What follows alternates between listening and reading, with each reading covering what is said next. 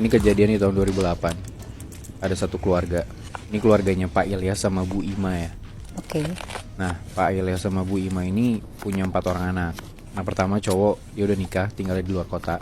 Jadi yang tinggal sama Pak Ilyas dan Bu Ima ini cuma 3 anaknya. Jadi yang tinggal sama dia tuh anak yang kedua cowok, namanya Raja, dia udah kuliah.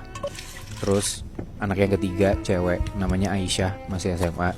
Dan anak mereka yang terakhir, cewek, namanya Linda. Ini masih kecil banget, masih SD. Nah, Pak Ilyas sama Bu Ilma ini dua-duanya tuh karir gitu loh, Nat. Mereka sama-sama kerja. Jadi setelah emang jabatan udah cukup tinggi, rezeki mereka naik, dan setelah dihitung-hitung, mereka bisalah beli rumah di pinggiran selatan Jakarta, di Cinere tepatnya. Nah, mereka tuh beli rumah jadi gitu. Jadi setelah dibangun, rumahnya nggak nyampe setahun, habis itu dijual ke si Pak Ilyas dan Bu Ilma ini. Mereka dapat di rumah itu. Nah, luasnya tuh tanahnya 600 meter, jadi luas banget. Gede juga. Gede. Halamannya masih luas, jadi dengan duit emang mereka lumayan banyak, mereka kayak banyak mau menghias rumah mereka ini. Jadi di taman belakang tuh bikinin ayunan buat anaknya. Terus mereka beli barang-barang bagus dan segala macem lah intinya. Dan rumah yang mereka beli ini emang rumah 2 tingkat. Jadi ada 3 kamar di atas, ada 1 kamar di bawah, kamar utama. Itu buat si Pak Ilyas sama Bu Ima. Nah, karena mereka berdua kerja, mereka ambillah 1 asisten rumah tangga yang pulang pergi.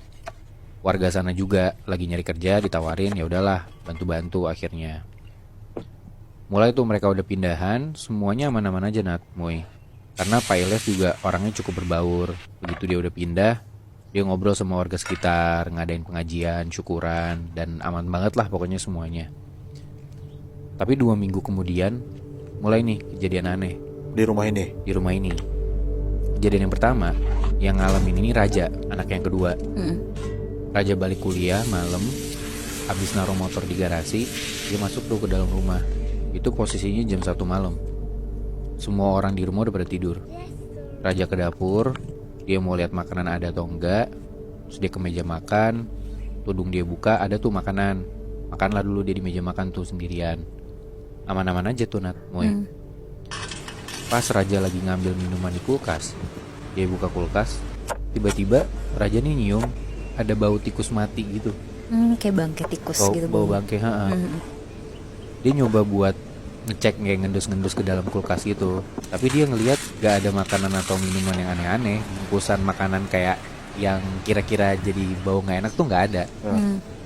Gak lama dari situ, pas si Raja ini masih ngadep ke arah si kulkasnya, dari belakangnya Raja, dia tuh ngedengar ada suara kayak gini. Gitu. Itu kayak suara cowok gitu, Bi. Iya, Ngendus bukan? ngendus cuman kayak orang sesak nafas gitu loh. Pas Raja nengok ke belakang, persis di belakang dia, Nat, Moy, ada pocong.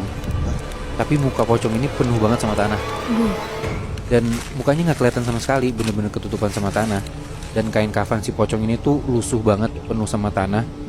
Dan pocongnya tuh masih kayak gitu, masih yang kayak kayak gitu. Di situ Raja kaget banget. Dia ngelempar gelas yang dia udah ambil setelah minum tadi. Dia langsung ngibrit ke kamarnya ke atas, langsung kunci pintu. Itu hari Jumat malam. Sabtu siangnya mereka makan bareng tuh, makan keluarga. Ditanya sama nyokapnya, kenapa kok tadi malam berisik banget. Nah, si Raja ini ngakunya, nggak apa-apa mah, aku habis nonton film horor, makannya Parno tadi malam. Nah, di situ tuh Raja nggak mau memperpanjang masalah gitu loh, Nat, Moy. Tapi kejadian berikutnya itu di hari Senin besoknya. Kali ini anak yang ketiga, Nat, Moy, yang Aisyah, yang masih SMA. Gara-gara hari Senin itu tiba-tiba dia sakit, dia demam. Akhirnya dia di rumah sendirian. Dia bangun siang, orang-orang udah pada nggak ada tuh, udah pada cabut. Bokap nyokap kerja, abangnya kuliah, adiknya juga sekolah kan. Di siang hari Senin itu, Aisyah ini turun ke bawah dari kamarnya. Dia lihat ada mbaknya minta makan, terus udah tuh udah disiapin. Aisyah bilang dia mau nonton film dulu di ruang tengah. Udah tuh sorean, badannya Aisyah ini yang tadinya demam udah rada-rada turun, udah enakan lah badannya. Dan di situ di sore itu posisinya nyokapnya tuh udah ada di rumah dan mbaknya udah pulang. Jadi di situ cuman ada Aisyah, nyokapnya sama adiknya yang paling kecil. Mandi tuh Aisyah karena badannya udah rada enakan kan, biar seger lah gitu mandi. Nah terus karena air panas rumahnya tuh lagi rusak, dia mandi tuh di bawah, bukan di kamarnya dia. Jadi kayak kamar mandi tamu gitu. Dan di situ tuh pakai bak mandi, bukan pakai kayak shower gitu. Ember. Ya kayak bak mandi gede gitu loh. Oh, yang udah jadi gitu ya. Nah setelah dimasakin air panas sama nyokapnya, ditaruh mandi tuh Aisyah sendiri kan. Mandi si Aisyah pakai gayung dong. Kayak dia guyur-guyur, shampoan, sabunan, dia cuci muka. Dan ya udah setelah sabunan cuci muka kan merem gitu kan, mukanya nggak bisa ngeliat apa-apa kan. Pas dia ngeraih gayungnya mau jiduk air dari dalam bak, itu kayak bunyi suara gitu loh. Jadi kayak gayungnya nyentuh sesuatu. Kayak mukul sesuatu gitu ya, kayak dek Kayak gitu. kena sesuatu, padahal dia mau nyiduk air kan. Terus udah tuh dia agak kayak tangannya ke daerah yang lain buat ngambil lebih ke dalam. Dia ambil airnya, diguyur ke mukanya, disiram. Pas dia udah melek, ternyata di dalam bak mandi itu ada pocong juga, Nat. Gila. Teriaklah Aisyah dari situ kan. Di dalam bak mandinya. Di dalam bak mandinya loh. Bangsat. Kedengeran tuh sama nyokapnya dari luar. Lari tuh nyokapnya ke dalam kamar mandi, ditanya kenapa. Terus Aisyah ini udah bener-bener kaget dan stutter gitu loh, kayak gagap gitu. Ada hantu mah gitu. Dia nunjuk ke bak mandi, tapi nyokapnya dan di situ Aisyah juga ngeliat itu isinya air doang.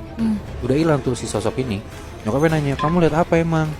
Itu mah ada poci. Nyokapnya deg-degan juga dong mendengar anaknya ngomong kayak gitu kan.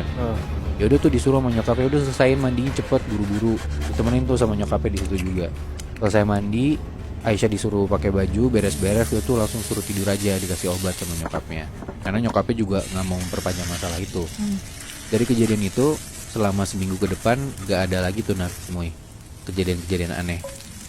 Sampai di minggu depannya, kondisinya di sini Aisyah udah sehat, udah mulai bisa masuk sekolah. Dan sore hari setelah Aisyah ini pulang sekolah, sekitar jam 3 atau 4 sore, masih sore nih, belum malam. Aisyah ke dapur buat ngambil minum. Dari dapur ini tuh kelihatan ke halaman belakang gitu loh. Kayak halaman belakang yang luas tadi aku bilang, yang ada ayunan di belakangnya gitu kan. Di situ Aisyah ngelihat adiknya si Linda itu lagi main ayunan. Nah pas dia nengok ke arah belakang itu, sekilas dia ngelihat kok di belakang adiknya tuh ada putih-putih. Berdiri. Enggak, duduk. Oh. Jadi kayak adiknya Aisyah ini duduk di ayunan, cuman kayak dipangku sama sesuatu gitu loh. Nah terus dia kan ngeliat sekelebat doang kan. Pas dia tegesin lagi ngeliat ke belakang, di situ tuh Aisyah ngeliat dari jauh kalau adiknya nih main ayunan dipangku sama pocong. Gila. Wah Aisyah langsung teriak di situ, dia minta tolong. Untung mbaknya masih ada di situ. Dan mbaknya langsung lari ke halaman belakang, bener-bener adiknya langsung ditarik langsung masuk ke dalam. Dan malamnya Bu Ima ini cerita ke Pak Ilyas, ke suaminya. Jadi kasih tau lah kalau tadi sore dia diceritain nih sama mbaknya, sama Aisyah juga kejadian apa tadi sore gitu kan. Dan dari situ akhirnya Raja juga ngaku dia ngeliat apa yang minggu lalu dia lihat tuh. Karena berarti udah 3 kali kan nih udah diliatin sama pocong kan. Iya. Bahkan 3-3-nya anaknya ya kejadian sama ketiga anaknya gitu loh. Tapi dari cerita itu Pak Ilyas tuh gak ngegubris sama sekali. Dia malah bilang, ah kalian rumah sendiri masa takut. Kata bokapnya gitu. Nggak percaya gitu ya bapaknya? Udah tuh malamnya Pak Ilyas ini minta dimasakin mie sama istrinya. Dibikinin lah tuh Indomie sama istrinya. Di situ posisinya di dapur tuh ada Pak Ilyas sama Bu Ima. Nah lu bayangin, jadi kayak di meja makan tuh Pak Ilyas ngadep Bu Ima, terus Bu Ima tuh masak di kompor ngomongin Pak Ilyas gitu, jadi ngebelakangin. Nah di belakangnya Pak Ilyas itu tuh halaman belakang rumah. Oke. Nah di tengah-tengah si Bu Ima ini lagi masak, dia tuh ngedenger ada suara duk duk duk, Kayak orang jalan. kayak ada sesuatu yang nyentuh ke jendela gitu loh Nat. Oh kayak ngetok gitu, ngetok. Kayak ngetok gitu. Nah terus Bu Ima bilang ke Pak Ilyas, Pak itu suara apaan, berisik banget. Nah Pak Ilyas tuh jawabnya kayak, ah nggak tahu, nggak denger. Gara-gara Pak Ilyas ini pakai headset sebelah gitu loh sambil main HP. Oh. Tapi Bu Ima denger suara duk-duk-duk tuh makin kenceng. Terus dia nengok lah ke arah jendela yang ada di belakang dia. Jendela itu ngarah ke halaman belakang. Dan di situ Bu Ima ngeliat ada pocong. Matanya satu ditutupin kapas, yang sebelahnya lagi matanya tuh udah kayak mau copot, masih ngegantung gitu di muka dan ngayun-ngayun ngenain jendela gitu. Wah di situ Bu Ima teriak-teriak, dia bilang astagfirullah pak. Terus Pak Ilyas tuh nengok ke belakang gitu, tapi dia nggak ngeliat apa-apa di situ Nat. Udah tuh akhirnya si Bu Ima udah takut, dia udah masuk kamar sendiri. Pak Ilyas tuh makan sendirian di meja makan itu. Kayak dia masih nggak percaya sama keluarganya sendiri yo. Yang udah ngelihat kan udah